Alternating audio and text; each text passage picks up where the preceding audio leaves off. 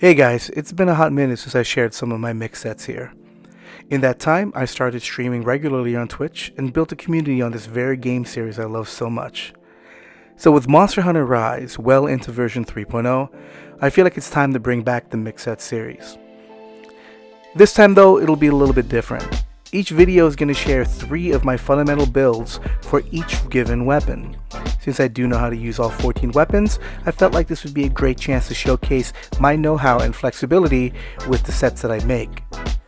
So, for my fellow hunters, allow me to share 3 of my fundamental longsword sets.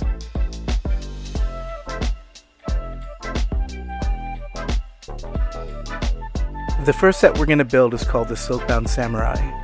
This set utilizes an interesting mechanic when crafting your longsword. Before we get into it, I need to share with you how this was possible. While each weapon has a collection of 3 rampage skills, what most don't realize is that you can grandfather in skills from a previous tree into your desired weapon. And that's exactly what we did here with the Tigrex longsword. Before crafting the first level of it, we start by building the previous weapon tree and then activating Silkbind boost before we transition into the Tigrex tree. That gives this weapon a rampage skill that it normally doesn't get. So, let's get into the build. The weapon we're going to be using is the Tigrine Need, the final upgrade for the Tigrex longsword. We have the Kaiser Crown on the head, Nargacuga Mail S in the chest, Valstrax braces on the arms, Anjanath Coil S for the waist, and the Ingot Greaves on the legs. The talisman I'm using is a fairly rare one, but I am using an R7 tally with Quick Sheath 3, Carving Pro 1, and a level 2 and level 1 deco slot. For decorations, we're putting Steadfast in the head, 2 Steadfast decos on the chest, a Tenderizer deco on the arms, a critical and 2 Grinder decos on the waist, a Grinder deco on the legs, and finally a critical and diversion deco on the talisman. As an adjustment, if you are planning to take this online in multiplayer, I suggest swapping the diversion decoration or one of the grinder decorations for brace decorations. Trust me, you'll be thanking me later.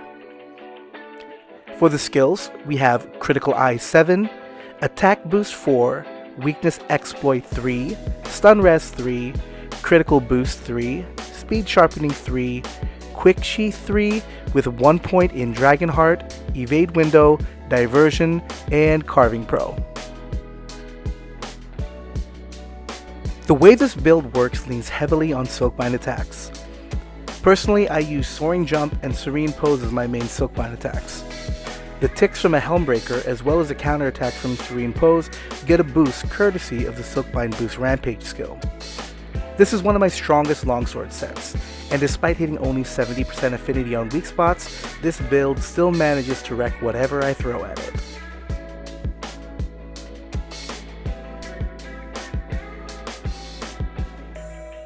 The next set I call the Phantom's Edge. Our longsword is the Phantom Mirage, that's from the Camellios tree. We have the Kaiser Crown on the head, the Vike Mail S on the chest, Valstrax braces on the arms, Anjanath Coil S for the waist, and the Hunter's Greaves S for the legs. We're going to be using the same talisman here, that level 3 Quick Sheath with 1 Carving Pro that we had in the previous build. As for the decorations, we're going to put a Sharp and 2 Grinder decos on the weapon, a Grinder deco on the head. The chest has a Handicraft, Critical, and Steadfast deco. Tenderizer is once again in the arms. A Critical, Steadfast, and Brace deco on the waist. On the legs, we're going to put a Sharp deco. And finally, the talisman has a Sharp and Diversion deco. This gives us Attack Boost 4, Weakness Exploit 3, Crit Boost 3, Stun Res 3, Speed Sharpening 3, Critical Eye 3, Protective Polish 3, with 1 point in Dragonheart, Handicraft, Flinch Free, Diversion, and Carving Pro. The Phantom Mirage is one of my favorite weapons in the game. With just 1 point of Handicraft, we can get this weapon into white sharpness, further boosting the raw damage. The white sharpness damage modifier is 1.32 over the 1.2 for blue sharpness. To further the longevity of white sharpness, we have protective polish and speed sharpening working in tandem. Speed sharpening will sharpen your weapon in one cycle, with protective polish giving you 60 seconds when you don't lose any sharpness. And at 80% affinity, we have a strong chance to crit from most of the attacks. Couple that with white sharpness, we have a versatile set that uses one of the strongest longswords in the game.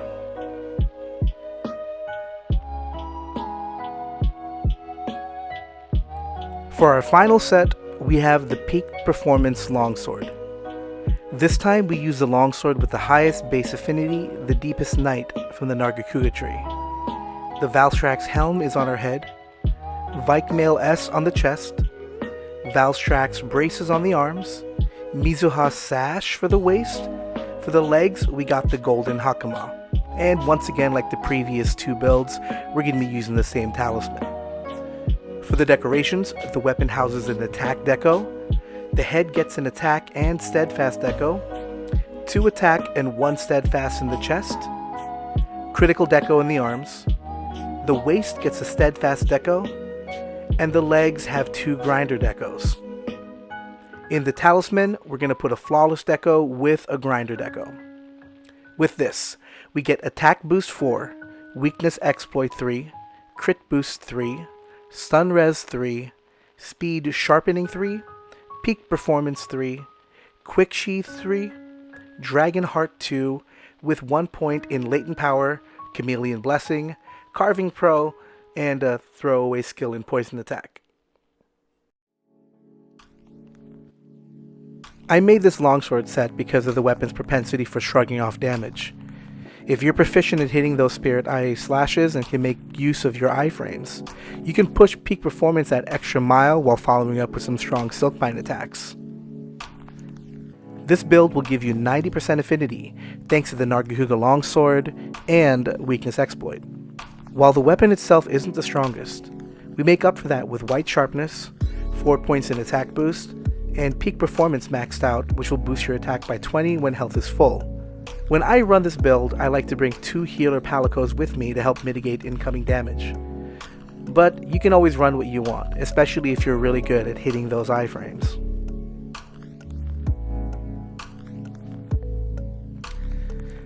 Before we close out this video, I do want to make sure that I say that your choice of switch skills and the pedalisses you choose are your choice. Unless the build will specifically call for a particular switch skill, it can be safe to assume that you can run whatever you want. But, if I may give my advice, I suggest running Drawn Double Slash, Spirit Reckoning combo, and Soaring Kick. But hey, play how you want, and have fun with it. It is still a game.